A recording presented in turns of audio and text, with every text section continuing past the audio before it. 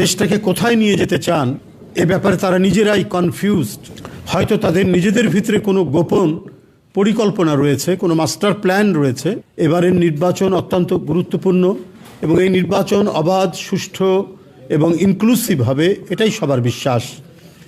এই বিশ্বাস মাথায় রেখেই বিভিন্ন রাজনৈতিক দল এবং গণতন্ত্র মনা নেতাকর্মী তারা নির্বাচনী প্রচার অভিযানে নেমেছেন এবং তারা কাজ করছেন।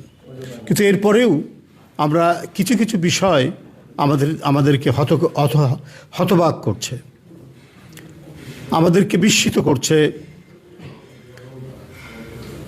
একটি রাজনৈতিক দলের আচার আচরণ এবং বক্তব্য নিয়ে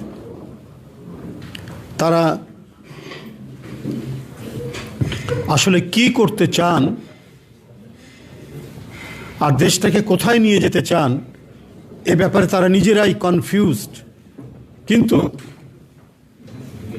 হয়তো তাদের নিজেদের ভিতরে কোনো গোপন পরিকল্পনা রয়েছে, কোনো মাস্টার প্ল্যান রয়েছে, যেটি তারা বাস্তবায়ন করার জন্যই ইচ্ছাকৃতভাবে কনফিউশন তৈরি করছেন, সংশয় তৈরি করছেন জনমনে।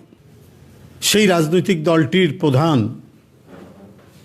আমির তিনি বলেছেন যে নারীদের কর্মঘণ্টা কমিয়ে দেবেন তারা ক্ষমতায় যেতে পারলে। ওয়ালটন বিএলডিসি ফ্যান খরচ বাঁচে 65% পর্যন্ত। ওয়ালটন বিএলডিসি ফ্যান ছড়ায় স্বস্তির সবুজ হাওয়া। আবার আল জাজিরার সাথে এক সাক্ষাৎকারে দেখছি যে তিনি বলছেন না, এই ধরনের কথা আমরা বলিনি, আমি অন্যভাবে বলেছি। এই যে দ্বিচারিতা, এটি বিস্মিত করছে। এটা জনগণের মধ্যে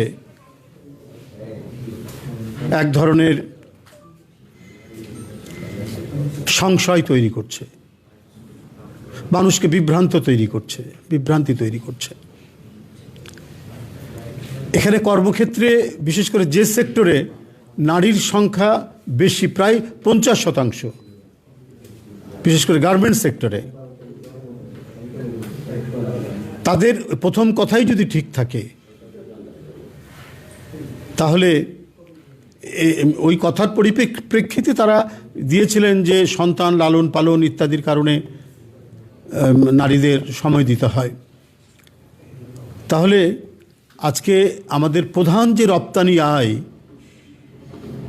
গার্মেন্টস সেক্টর, সেই গার্মেন্টস সেক্টরে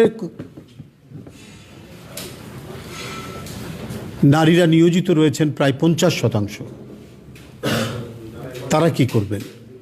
এবং সামনে নির্বাচনকে কেন্দ্র করে এখনও যে কথাগুলো বলছেন সেখানে আপনারা নিজেরাই কোনো সুচিন্তিত একটি সিদ্ধান্তের কথা বলছেন না, বরং আপনারা আপনাদের পাতে ঝোল ঢালার জন্য যা কিছু করা দরকার সেই কাজগুলোই আপনারা করার চেষ্টা করছেন। এখানে সুস্পষ্টভাবে নারীর যে অধিকার নিশ্চিত করা, সেটাও কিন্তু ওই ইন্টারভিউতেও বেরিয়ে আসেনি। কারণ জামাতের কোনো নারী সেই সংগঠনের প্রধান হতে পারবেন না, এটা অবশ্য আমির খুব সুস্পষ্টভাবে বলেছেন। হয়তো সংসদ সদস্য হতে পারবেন, সব কিছু হতে পারবেন, কিন্তু প্রধান পদে যেতে পারবে না।